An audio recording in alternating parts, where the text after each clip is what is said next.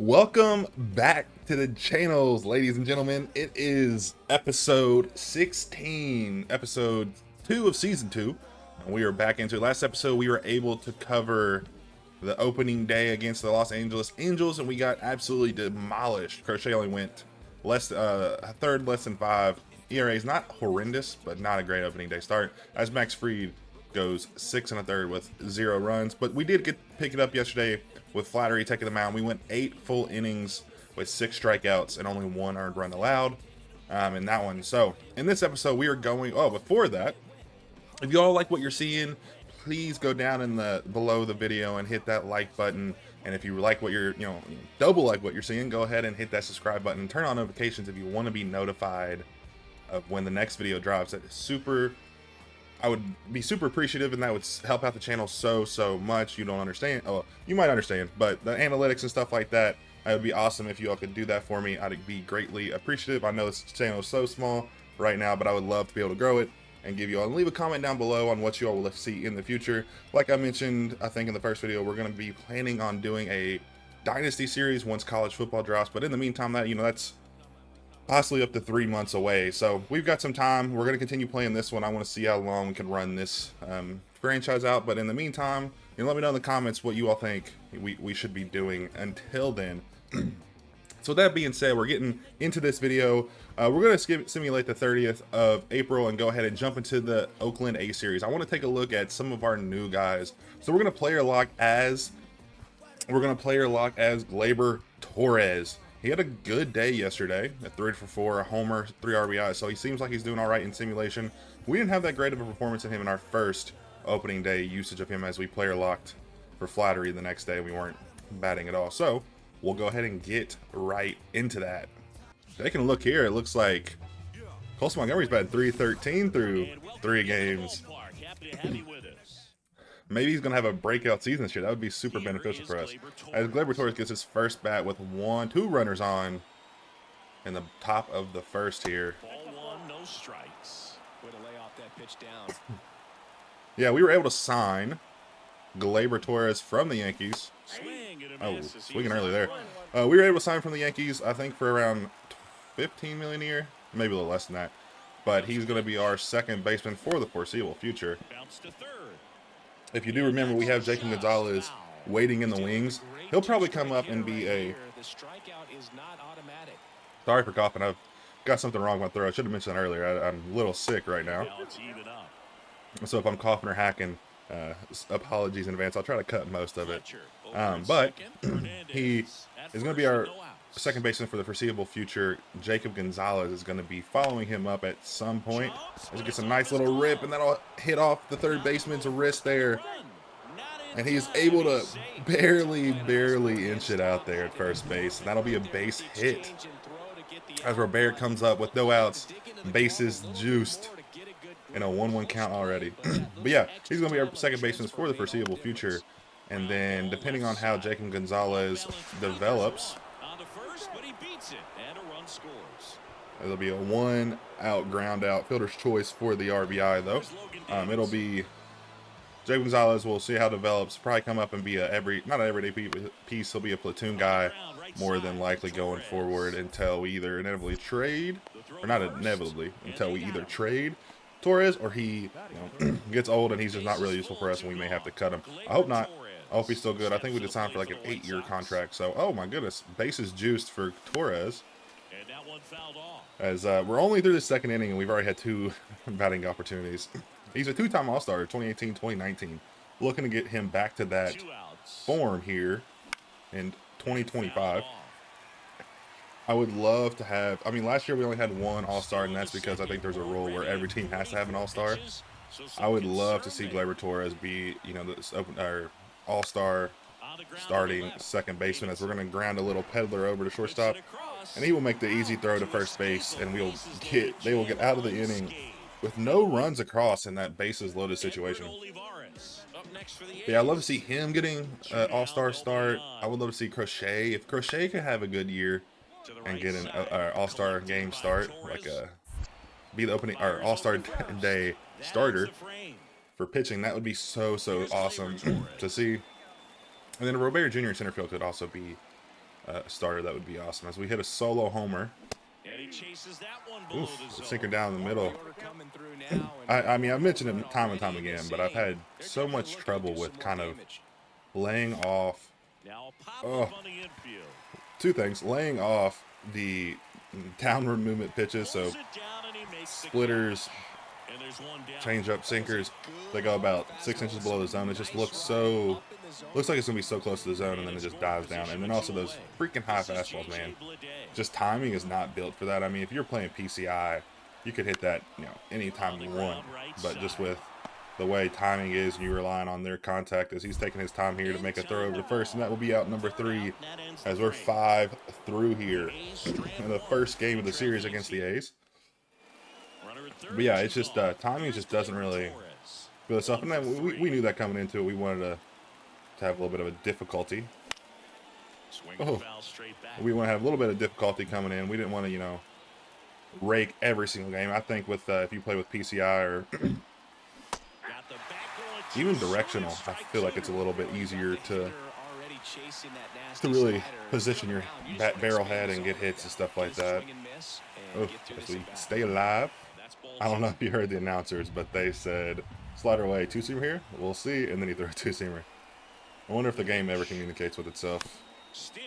Ooh, as we barely nibble at that one and hit it. As Torres gets a nice rip into center left field, and he's not able to make the play. And that will be an RBI single here in the top of the 7th. Second hit of the day. We're pushing that average up to 500. He was batting 471 coming into today. As Robert is 0 for 3. Man, we just cannot catch a break with Robert as he strikes out there. Robert's going to have to step it up, man. I would hate to trade him away. He's a figurehead in the series. He was going to be our cornerstone. Oh, I've not seen this play or this animation. Woo! Oh, I was not prepared for that, but he makes the play anyways. As Torres saves, I think, a run there. I'm not sure how they were, the bases were juiced or not. But yeah, I will say that's one of the good things they did add, stuff like that. I played last year. I played a little bit of Road to the Show, and I didn't see anything of that nature. I know they added the button pressing as Makana solo hovers. I know they added the button pressing this year, but I'm not sure if they added the timing and stuff. But that's super cool feature. I love that. I was not prepared in any means. But yeah, Robert, I would hate to have to move him somewhere because he is a cornerstone in the series and in our outfield. Highest overall player, near 90 overall. And it would suck immensely to have to move him. Robert only batting 100 average, man. Just not going to cut it. As we, very early on that, as they will ground to a double play to end the top of the 9th. As we turn it over, the last thing in the game, we are able to get the win. Handshakes all around for the team. As we have a winning record for the first time since probably this 3rd day in April last year. And if you remember, we won 3 games in a row. We won 3 games in a row to start last season. And then I think we lost like 7 in a row. And we haven't had a winning record since, that time frame. So it's been a full year since we've had a winning record. But look at that. We are I guess March 28th we have a winning record. We've had 4 in a row. 4 wins in a row there, as we are going to go straight into the next game. But yeah, I'm super excited that we're it looks like we're bringing it around a little bit. We finally got in a groove. 4 wins in a row. We did play the Angels and the A's, making a little West Coast tour, but our California tour. We haven't even left California yet. As we get a middle fastball, it was really a little early. Look at those stats though. 85 contact for lefties, 93 power for lefties, and then 88 vision. Oh, he should tear up left-handed pitching. He might during simulation. I just haven't got to see that yet. But oh man, if he doesn't get something good here, we get a little gapper right there, and we should get a stand-up double. But Ruiz is able to track that down in center field. He's so fast.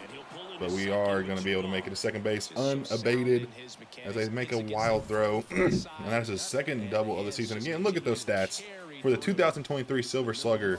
And he's just having a miserable year. I mean, he hasn't, back-to-back years in simulation, and he just hasn't been able to produce. And there, once again, just pops it up as the coach is windmilling us onto home base, or home plate. Oh, man, oh, man. As there is the, hopefully, Cy Young, future Cy Young winner, even though he's allowed already one base runner. And it's Ruiz, the freaking speed demon on the pass. Ooh, hopefully we can make the double play here. We should get it. That's one, and that's two. 4-6-3 to get Crochet to 2 outs as Jansen sack flies to score a run, and we already take an early lead here in the game 2 of the series. Oh, again, a little early there. We were timed up on that. That could have been a dangerous pitch for him to throw. Gleyber Torres gets a good rip, but it looks like it was off the end of the bat. And that'll be a fly out to left field as Noda gets a 2 RBI double, and then Montgomery gets a 1 RBI double to tie us back up. I'm telling you, man, Montgomery is going to be possibly not this year, but next year I think he could have a possibility being an all-star. Oh! As there's a deep one into left field, and that will inch ever so slightly foul. 5 feet foul. Oh, and that's the pitch we were looking for. Just a little too early. And there we go. Circle change in the bottom of, not even the bottom of the zone, at the plate on the ground. And it just looks so deceiving there. Especially after that big swing and almost homer. I'm chomping at the bit to get another one over the fence. As we get a walk here. 1 for 2 still with a walk. His on-base percentage is looking nice. I'm curious what his OPS is going to be. I would have to say it's probably 1.4, you think? Robert, man. If you're going to get out, at least stay out of the double play. 2 outs, or no outs. 2 runners on. Just a weak hit on the hands. As we get 2 runs across from a Jimenez single and a Jansen double. Jansen was also another good signing. We'll have to look at him. Oh, another good rip at it. We'll have to look at him later in the season. I don't want to just do, you know, 4 guys back to back to back of player lock moments. This is our second, so pitchers will probably just get a full game, and then batters I'll probably do full series. I mean, just like 3 at-bats in a game is kind of like, not really a debut or anything for us. So I like to get a full series in. Gives a little bit more, not even, I would say leverage, but that's not the right word. Just a little bit more oomph, a little bit more showcasing. Ooh, it gets a nice rip. Is it going to be over the right fielder's head? No, it's not. He's able to track that one down there. As we're back up here in the top of the 8th, we put 2 more runs across with Benintendi's 2 RBI double. Looks like, but he's on second. Yeah, Coastal Montgomery probably got walked. As Mason Miller is up, the heat thrower that is having an amazing year this year. He's killing it in the closing position. They moved him over to closer, I think.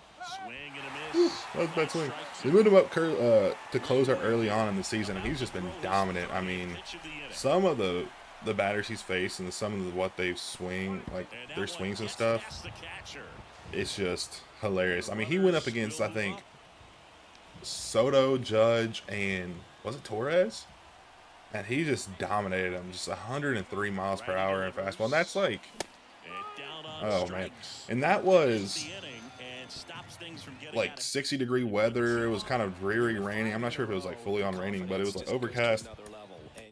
So wait until, as we do get the win, Crochet goes 6 2/3, 7 strikeouts, only 2 earned runs. So that's a good performance by him, driving that ERA down a little bit.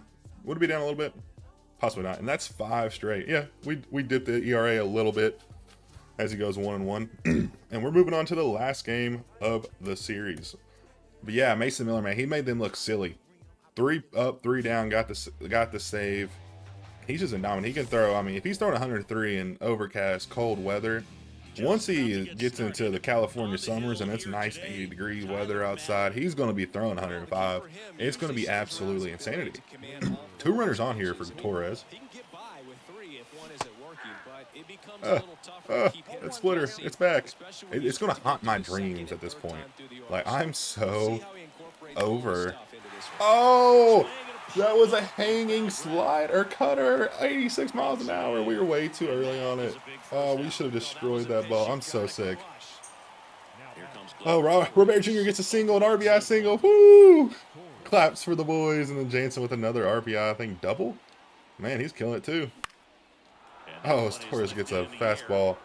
Good rip at it. And that will be getting down for a single there. That's good to see as we have one on with one out. Up 2-0 in the top of the third. But yeah, Mason Miller is going to be hitting 105 in the summer, dude. It's going to be insane. He's dominant. I hope he doesn't get hurt. Again, so many injuries this year. I've mentioned it a few times before. And it's just sad to see so many guys get injured. And it's unfortunate for the organizations because, like, you only have so many years of control over people, or team control over them. And then even if you don't have team control, and it's just like, just your fans and stuff like that don't get to see these guys. You pay millions of dollars for them. Oh, what the heck was I doing? That was completely just boneheaded on me. I absolutely blanked. I just blanked. That's going to be 2 runners on now because I couldn't make a freaking routine ground out play. Oh, man. But they should be able to turn it. That'll be 1. And that'll be 2. All right, good thing we didn't blow the shutout on that. I don't even know what I was doing. I thought I was going to be able to charge it pretty easily and get it, but the ball had other thoughts. As Vaughn gets a solo homer and Geloff gets a solo homer to put the game at 3-1. In on the hands there, good timing, just a pop-up infield out there. Unfortunately, I thought we were going to be able to really, I don't know, some of those infield timings as they claw back here 3-2 off another solo homer. But the lefty is up, so let's do some damage here, Torres. Swinging strike 3 there. And we'll be sat down again. Ruiz, I think, is on again. Oh, hopefully we're able to make the double play. Good tag him out there. We're not going to be able to make the play at first, but we do get the lead runner at second. I don't know. I could have thrown it to second there, but I figured, oh no, as Ruiz hits a 2 RBI single to walk him off in the 9th. As Leclerc gets the loss here. As he got 2 outs. It was the last out too. Dang. And he walked the guy he walked the guy on. Had 2 outs, and Ruiz comes through clutch. Unfortunate to see, but not going to be too upset taking 2 of 3 of the series. As we are 5-2 and in the lead of the NL Century. I know it's early in the year, but we got to celebrate this. We got to celebrate the small victories. Doing on a little bit of a sim here. Fletcher has 2 homers today against the Royals in Chicago. Or no, we're in Kansas City. This is our last away series before we get to play our first game in Chicago this year. I'm not sure if it's been more of a recent anomaly, but I feel like, a decade ago or so that if you played opening day away, they gave you a series at home, like the series after. I could be crazy to think that, but for some reason I believe that was the case. But now you see teams, I think in real life, the Red Sox this year went on like a 3 or 4 game series on the West Coast before ever even coming home. I think it was like 10 days. It was the longest they had ever gone without play a game or to start the season without playing at home. I mean, this year, 2025, I don't know how true these schedules are. I would assume it's pretty similar to what they're going to be doing next year. We take a 3-series road tour. Just kind of interesting that they do that. As we strike out there to end the 2 home run day, as the Royals will take one away from the division rivals. Late in the game there, 5-run 8th inning. Oh my goodness. As Chris Martin, the recent signee, gives up a lot of those. As we go on a 3-game skid, we lose 1, win 5, and then lose 3. As we've dropped the 3rd in the division. Oh, I should have never said anything. It jinxed us for sure. as we're going to look at scouting, baby. All right. Who do we need this year? I think we definitely still need pitching. Pitching's always going to be something. We don't need catching anymore. It says we're 12th, but we don't really need catching. I wouldn't hate to get some relievers, but I hate drafting relievers. I'm not going to put them on my positional needs as of right now. I wouldn't hate a right fielder. Right fielder can improve there. And third base, honestly, isn't bad either. Vaughn's a little young, so we can still use him for a few years. Jose Leclerc, he's going to be our closer for another few years. Relieving, we could definitely work on. But honestly, with so many young pitchers, if they don't pan out as starters, I'm going to throw them in the bullpen, and they'll probably be all right. Which is kind of what they did with Kopech anyways. So, seems rather realistic to me. So, with that being said, we have Derek Holt here, who's 94% efficient, or 94 efficient on position players. So, he's going to be scouting the top of the top position players as we look at the top 100. To go over these guys a little bit before we get into the next one, I think this will probably end the video after we highlight, you know, the top 10 to 15 players and stuff like that. It's kind of what we did last year, so we'll rock on with it this year. Silas Madrigal from the state of Washington, closing pitcher. I think back-to-back years where the #1 overall projected is a closer. He looks not too bad. Pitch mix, not terrible. Possibly like just a regular fastball rather than running fastball, but it is what it is. I'm not going to draft him probably. We do have a second overall pick, so I'm super ecstatic about that. And we have a second first-round pick, so that's a compensation pick for something. As Ricky Ybarra, whatever how you want to pronounce that. Another closer out of Mexico. Pitch mix, not insane, but he does have some heat behind those pitches. Fastball and two-seam fastball, not a fan. Probably not going to draft him either. The first person we would consider drafting is probably George Joe, which is a heck of a name, by the way. George Joe. Two first names. Can never go wrong. But he has a two-seam fastball, and I just despise two-seam fastballs, as you all know, and a sinker. Interesting. Yeah, not liking what I'm seeing from him. We'll scout him for sure, but I think he'll drop pretty significantly. And then another closer. And look who it is. Look who is back. Look who is back, boys. Russell Chin. He's back. I want to compare his stats, but he is back again. Our old draftee is back once again. I've not seen this before where you draft a guy who doesn't sign with you, comes back the very next year. Oh, so that means our other guys could be. And Sammy Lewis. Sammy Lewis is back again. No. What are you all doing? Go to college. I'm surprised. Like, I feel like we should have the rights to these guys. Isn't that how it works? Like, you draft the guy, you get the rights for, you know, X amount of years or forever until they play or whatever. Oh, that's so funny. Do we need to scout him? Because, like, I mean, he can obviously improve, but, like,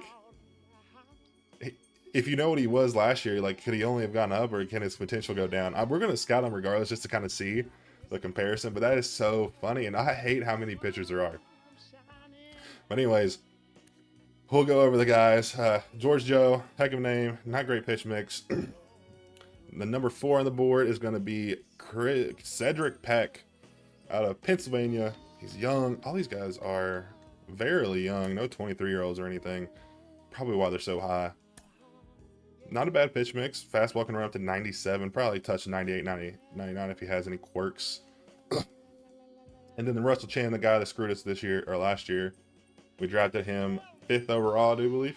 4th. We drafted him 4th overall, and he just gave us the finger and went to JUCO. Wendell Holcomb, another starting pitcher. Where are we going to get our first fielder? Hopefully it's not Sammy Lewis. I'd be so upset. Speed's not really there, though, on the pitches. Oh, yeah, pitch velocity is miserable. Not going to look at him. These guys aren't great. Richard Abbott, coming in number 7 projected to start the year.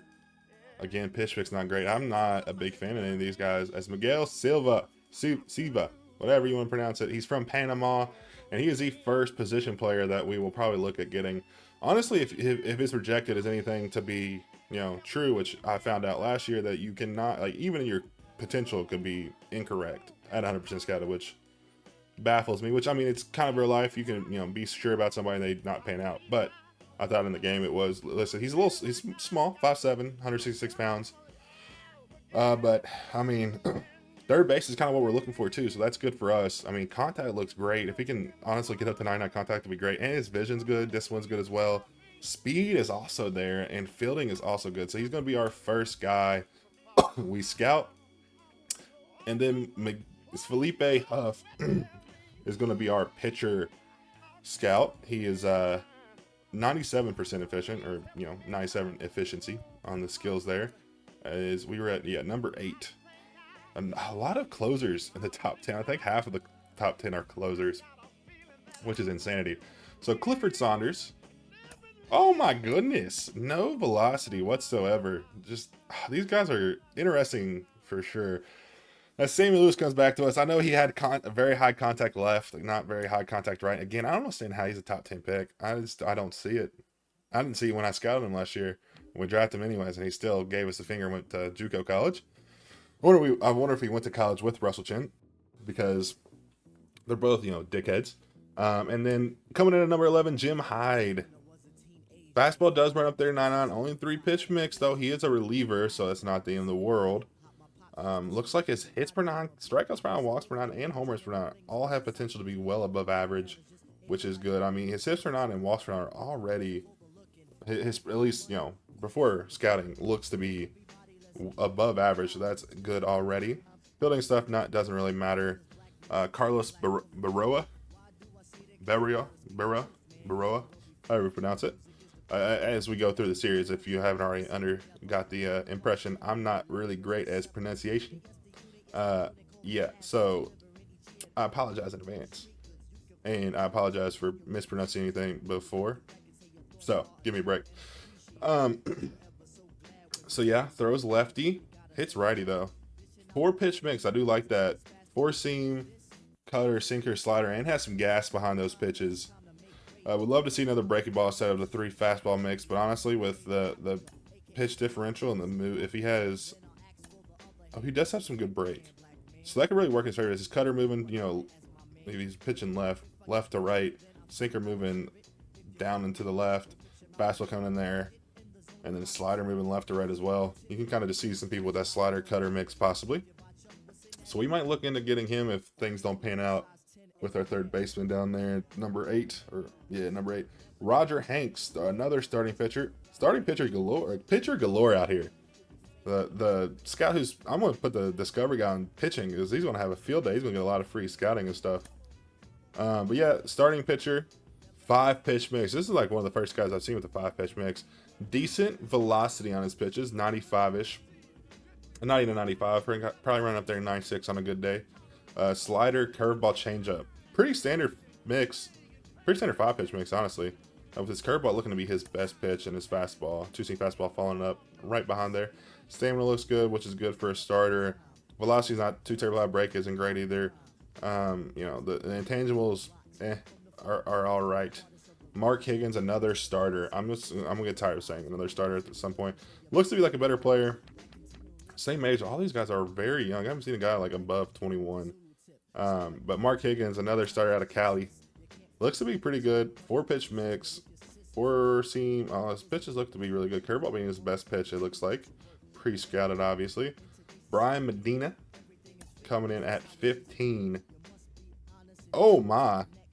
5-pitch mix, starting pitcher, can run both fastballs up to 99, possibly touch 100. Changeup, slider coming in from 86, 81, and then he has a curveball that goes from 81, 86. This guy might be a sneaky pick. We'll probably scout him we're probably going to scout him actually to start off the season. It looks very sneaky. Break isn't really there, but strikeouts and walks per 9 looking all right. Hits per 9s and home runs per 9, you would love to see that a little higher, but it is what it is. So we're gonna probably look at him here shortly as we take another. We're gonna keep looking. We're probably going up to number 20. As a 6'4", 18-year-old out of Canada, a high schooler. Contact looking good. Vision, this one another good moniker there, and speed, another fast corner spot there at third base. Interesting. Mostly your third basemen aren't the fastest people on the field, but I mean these 2 guys that we saw could definitely be. Felipe Ramirez. Everything looks to be above average if it tops out at the top of the future. Another 5-pitch mix guy. 4-seam, 2-seam, curveball, changeup, slider. Not a bad mix. Pretty standard across the board there. As Giancarlo Mateo, a third baseman. Ooh, we had 3 third basemen to choose from in the first 20 picks. As fielding, he's going to be a great fielder, it looks like. Gold glove year after year. It looks the same. He's in high school, so maybe a little bit of an unknown factor. But hitting could be a little bit more to desire. Contact's all right. Power not really there. Vision looks to be high. Coming at 19, Tom Wong out of Chinese Taipei. Fielding and speed going to be great. He's a shortstop. Possibly if he can play third base, we might look into him, especially just that speed. Look at that. Can be like hopefully top out to 99. Like if you get this guy, he'd be so fast and also be able to play the field. And then his contact and power. I mean, it's all there. This is what you want if it gets to the top of the future predictions. That's kind of what you want there. And then the last guy we're gonna look at is Lionel Wilkinson, coming in at 20th projected, a catcher. He doesn't have any power. Holy, not a power hitter, but he hopefully can be a contact guy. Fielding's all right, not bad. Vision's pretty good. Speed is non-existent. So that's your top 20 picks. And we are going to take a gander at Medina here. Yeah, that's who we're going to look at. He'll be our second scouted guy. And then we're going to discover with Edward Gorel. Or not discover, sorry. We are going to scout a position. Again, I don't think discovering really did anything for us. We might do a week or two of it. So we're definitely going to do a few weeks of just scouting a position, starting pitcher in the West. And then we'll probably move to Central and East. And that's what we're going to do. As Jose Leclerc is coming in here to try to get us a save against the division rivals Twins. Ooh, our ERA is not looking too hot through the first week and a half of the season. This will be our first showcase of Jose Leclerc this year. And the first 2 games we played, full games we, I guess we, as hopefully we can turn the double play. We do get the first, but we do not get the second runner, so it'll be a fielder's choice as Byron Buxton goes back to the bench. But we did not, we lost opening day, so we weren't able to see Leclerc, and then we were up, I think, 5 runs by the time that the closer would have came in after Flattery took the mound. So we haven't really seen Leclerc yet. So I'm interested to see what he can do for us. As Roberto's going to have to get on his horse, and he's able to get out number 2 there at center field. We are 1 out away from getting these. I don't know if it's his first save, but getting a save here in front of the hometown fans as Kirilov, hopefully the last batter we face. And we do pop it up, and Vaughn should range over there to make the play. And that will be a save in Chicago for Jose Leclerc. Love to see it. I don't think we really missed that last year. I think that'll be his 4th save on the season so far. The very young season. As Crochet goes 7 innings with only 1 earned, 6 strikeouts. He's definitely driving his ERA down. Super excited to see what it is. Sub 2.5 with 1 strikeout per inning. That'll do. That'll definitely play. Yeah, I don't think relieving was our biggest issue last year. It was definitely our hitting, which again I feel like it's our hitting this year. As Brad Keller is going for another shutout. Last year I think he got 1. We pitched with him player lock for a full shutout, and I think he got another last year. Which, if that's the case, he is a dominant pitcher, and I'm glad we kept him. As a ground out to Torres, the first pitch of the 9th inning, even though that was really teed up there on the bat, will result in a ground out. Another ground out to second base is another out. And we were 1 out away here from shutting out the other Sox. Ooh, and we get a swinging strike 3 on a circle change. And that will be the first shutout of the year from Brad Keller. Awesome. Love to see that. Only 5 strikeouts, but honestly, at the end of the day, a win is a win. Coming up to another moment here in April. Robert's up to bat with 1 runner on. We are down 1 run. So hopefully he can deliver here in Baltimore. Oh, as he is going to ground out to the double play. I'm so sick.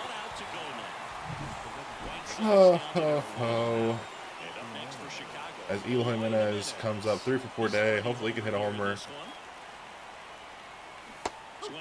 And we swing at that. This is the type of hitter his club wants it to play. Love to see it, man. Competitive swings only. As he hits one up right there. Honestly, I think we just need to take Rivera out of the lineup. Or maybe just move him to the 3 spot. Because, like, I know for sure that... I mean, I don't know for sure. But it seems like if you put them in specific positions in the lineup, they'll do better. So maybe he's just a better 3-hole hitter than he is a 4-hole. I don't know. Or maybe we move him up to leadoff. I don't know if we did an experiment last year with him in leadoff, but I mean we'll revisit here probably towards the end of the month, get a full month of plate appearances under his belt. But yeah, we need him to perform for sure. And the contact swing with the cutter inside doesn't help us at all, and that will strike us out to end the ball game, and we go home with the L as Drew Thorpe gets the loss with 4 innings of work there with only 1 run allowed. Interesting he got a loss, but anyways, good performance from him. 4 innings, one run ball. If he was a starter, that wouldn't have been a bad outing. As we have a back-to-back days with moments here, as Felix Bautista, who's I think he's killed us last year too, as Corey Lee. Is he a rookie this year? I'm not sure. Corey Lee, our backup catcher. Oh, does get a rip. Oh, that's what you want to see, and that should score 2. That might get a... I'm going for a triple. I'm going for a triple with our catcher. Oh, he's going to get gunned. He's going to get gunned. And he got gunned. He got gunned. But he got 2 RBIs in before he got gunned. So I'm not upset. As we go home with the win. Let's go. Corey Lee with the go-ahead. He got gunned going for 3. But honestly, I saw 75 speed on a catcher, and I was like, okay, we're going to take it. Love to see that, especially off Felix Bautista. He's given us headaches in the past. So love to see that. As we have a 2-game skid, as we are 9-10 for 4th place in the Central. Maybe a lot. Maybe we aren't going to fit. Our floor isn't number 3. Maybe it's last place. Who knows? Mike Soroka goes out with a bruised arm, but he's only been down for a couple days. We'll keep him active. As we get into another situation, 2-runner against Baltimore. Another situation against Baltimore. Close games here against the Orioles. Game tied, 2 on, 2 out, as Fletcher has a chance. Did I say has a chance? I don't think he has a chance, especially when I swing like that. Told you. When I swing like that, no chances. No chances. As we get the win in extras, as Torres gets an RBI single walk-off to end the game. Not upset about that, as Jose Leclerc gets a 2-inning win. You'll love to see it. Yet another moment here against the Washington Nationals in their City Connect uniforms. Oh, they didn't get rid of it. I thought they got rid of these. I said that last year, but they did not. 2 runners on, final out. And that high fastball yet again blows it right past us, and we will go back to the bench. And I think that will do it for us in this video, guy. We're almost to the end of April. We'll finish it up in the next episode, and then we'll take a look later into the season. Again, like I said last season, I wanted to try to get through these years a little bit quicker. I don't want to take 15 episodes per season. I just think that's way too many. Even with the playoff, I think 15 might be a lot. But with that being said, I super appreciate you all tuning in. If you all liked what you saw today, please leave a like down below and drop that subscribe or hit that subscribe button. Turn off the notifications if you want to see when the next video drops. Anything is appreciated, even a comment. Just tell me what I can improve on. I've only been doing this for about a month. I think I've gotten better. I think I'm going to improve some things, but there's definitely things I need to improve on better. Once I get better at editing, intros and cutting and stuff like that, will probably be beneficial. That thing just comes with experience.